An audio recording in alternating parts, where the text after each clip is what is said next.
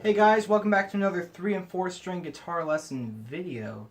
And today we're going to be doing Van Halen's Runnin' with the Devil, one of my personal favorites. I'm going to be doing it on another Dixon's Guitars late March model here. It's called a PG. Let me know down below what do you think that means, or what you think it should mean, or whatever you want. Anyway, so this lesson's kind of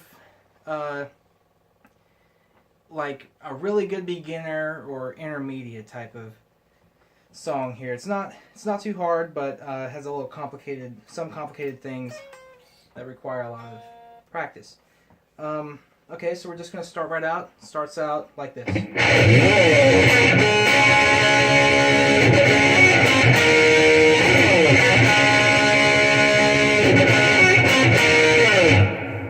Okay, so it's tuned flat here, so it's tuned G, but it's flat. So G flat, D flat, and G flat. So that makes the power chord with the major third on the bottom string, believe it or not. So that's a B flat. So pretty much tune it like a regular guitar, starting with the A, D, G, and B strings, but you tune that A down to a G, and then tune everything flat.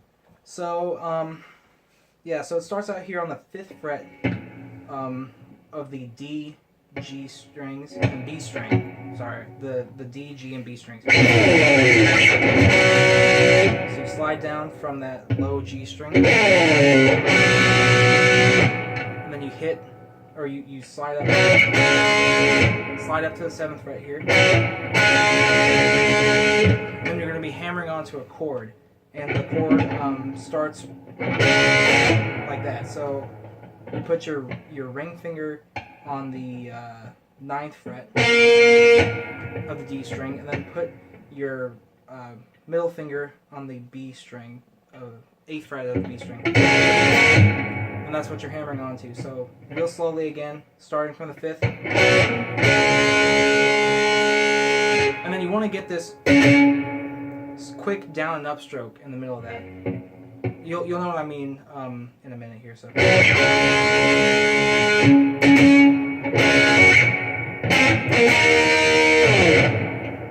again,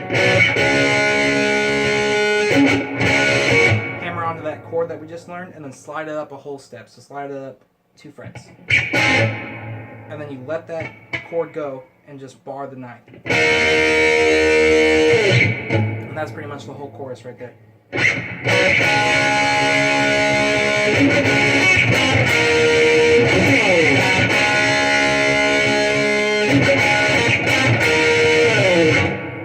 So that's the easiest part of this song out of the way. So now we're going to go to the verse, what he plays in the verse. So I'll just segue it from here, from the chorus.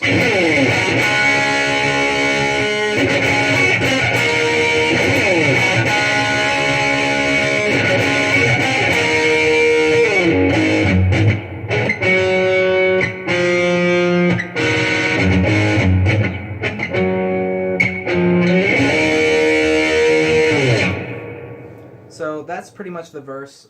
You want to have a really good volume knob for this, something nice and loose. The EVH pots, not sponsored by them or anything, but I could be. But yeah, they're really just super fast and super quick, and that's kind of how Eddie does that super fast, from that super high gain sound to a really nice kind of crunchy sound. But yeah, okay, so we start from the end of the chorus part, and while you're sliding down, you want to adjust the volume knob, and you kind of have to muscle memory it, or at least hear for it. So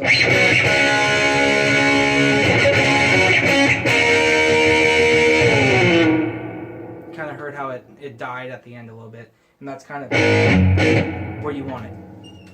So we start with dogs in here. So we start with hammering on to the 2nd fret. So 2nd fret, which is an A chord. You bar that, and then you go open, and then hammer back onto the 2nd fret. So all together. And you want to try to palm mute that as much as you can. And that's a really good one to practice your palm muting. And then it starts here from the 7th fret. You put your ring finger on the 7th and your index on the 5th. And you just hit it really quick. And that's that one shape. It's a chord, but I'm too lazy to figure out which chord it is. So you go from there, and then you slide down, and you change positions so that your your middle finger is on the 5th fret of the D string, and then your pointer finger is on the 4th fret of the high G string.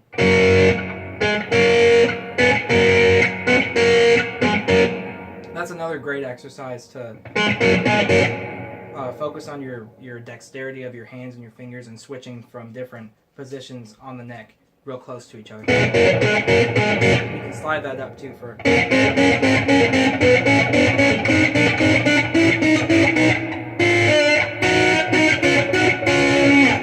really nice sort of finger warm-up exercise. So anyway, we start, and then we use this shape again that we did with our ring on the 7th,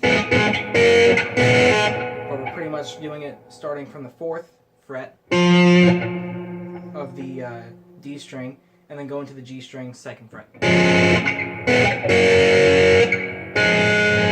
then finally, the last chord, you're putting your whichever finger you want, pointer or ring or index or whatever, on the 2nd fret of the D string, and then playing the open high G. So all together really slowly here.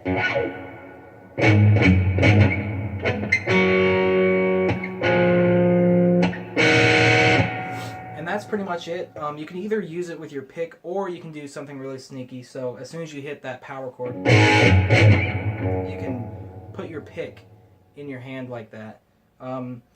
I do both, just whatever I'm feeling, but the pick works just fine. Just have to pick really softly. And make sure to really give it some grit when you're hitting that A power chord and hammering on, pulling off. Really give it some grit. And then back to the...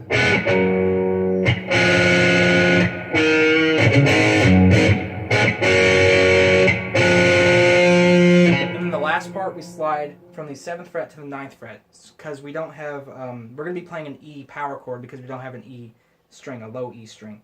So if you have 6 strings, that's what you would do. You would just hit the low E string. But here it is. And you want to be mindful again of that volume pot, and you want to sneakily pull the volume all the way back up. That's a lot easier than putting it down to where you need it for the nice overdriven crunch. So you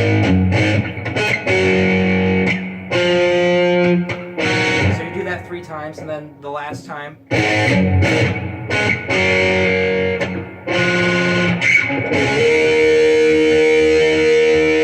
want to slide from a D to an E power chord, which is from the 7th to the 9th fret. You're just barring it, and you want to pull your volume all the way up. That's another thing Eddie's really good at. Another good exercise if you want to play a lot of Van Halen is to just start with your volume kind of crunchy, and then really quickly pulling that volume pot up. And it does help having a nice loose pot. So yeah, that's pretty much the verse. Eddie does do some fills in between there. But you can really just do whatever you want, or you can just play the same.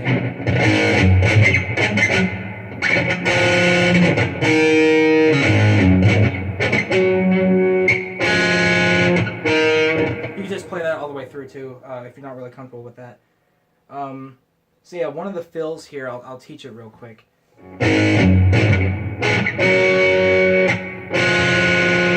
So you start like that, and then it's another volume pot thing.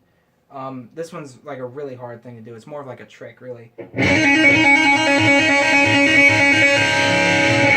So you're going on that B string and then hammering on from the 3rd to the 5th really fast.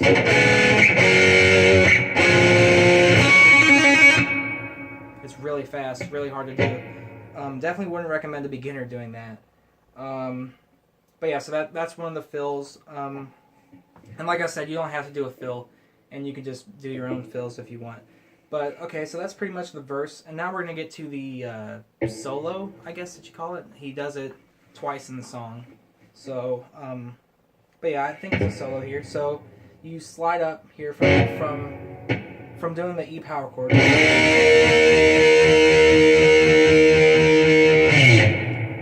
go 14th fret. You're borrowing again the D, G, and B strings. But instead of strumming them, you're arpeggiating them. You're sweep picking it. Which it technically is sweep picking because you want to sweep your pick down the strings. That's why they call it sweep picking. And I wouldn't recommend doing it any other way than this. I've just found this easier to learn. So you're arpeggiating that. That's an arpeggio, again on the 14th fret. And then you're hammering onto the 15th fret on that B string. And then from that hammer, you hammer on again to the 17th. So, all together. And then you're pulling off from here. So pull off the 17th to the 15th, and then the 15th to the 14th. And then you're finishing the arpeggio. So the arpeggio sequence is like this.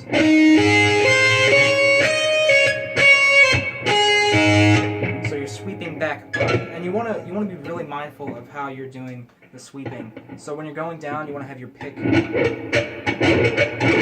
want to have your pick slanted down, and then when you're coming back up, you kind of want to have it slanted up. It's just a little bit easier, and if you try having it slanted the same way, down as up,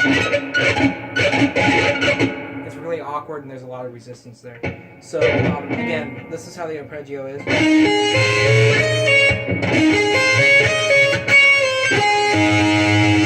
So after you hammer off the 15th to the 14th, that's like it's a downstroke right there. Pull off, and then you sweep up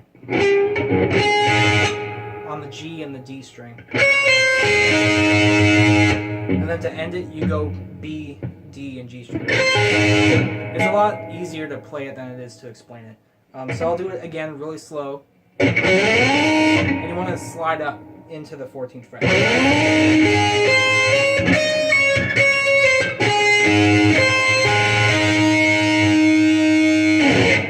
And you're doing the same thing on the 12th fret here. So you kind of want to slide off and then go to the 12th. So again, start the 12th again. You want to sweep down and then hammer on 13, 15. Hammer off to the 13, then 12. And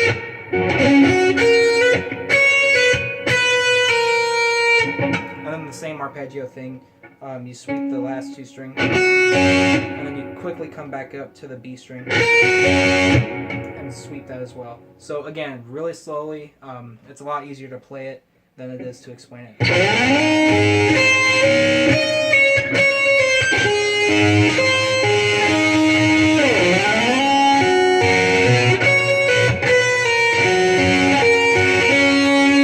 And then you do it one more time, sliding up to the 14th. And you stop there. You stop at the pull off, and then you go to the 17th fret and you bend. So real quick, that's bending from the 17th, and then not bending it, just hitting the regular 17th fret, and then going from 17 to 15, and then back to the 17th.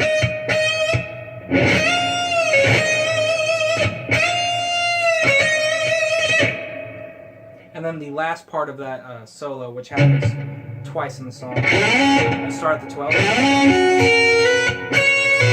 and you just pull off to the 13th fret, and then you bend up from the 15th to the 17th. You You do that 3 times, and really give us some grit. And if you want to give us some extra grit, you do what is called a rake. Stevie Ray Vaughan is really good at bringing a lot of rakes into it. So pretty much what a rake is you're hitting the strings, but you're muting them, and you're not muting the string that you want to ring out, which is the B string in this case. So, and give it a lot of vibrato too, but not too much. You don't want to Zach Wild it, because it just gets a little crazy.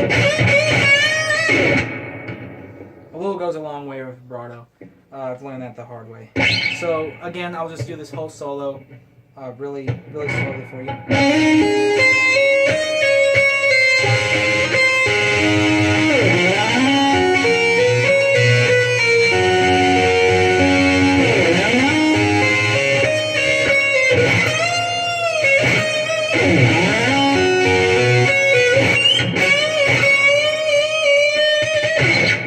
That's it, and that goes straight back to the chorus. So I'll do it up to speed for you, starting with the solo and then back to the chorus, and that'll be it. So here it goes.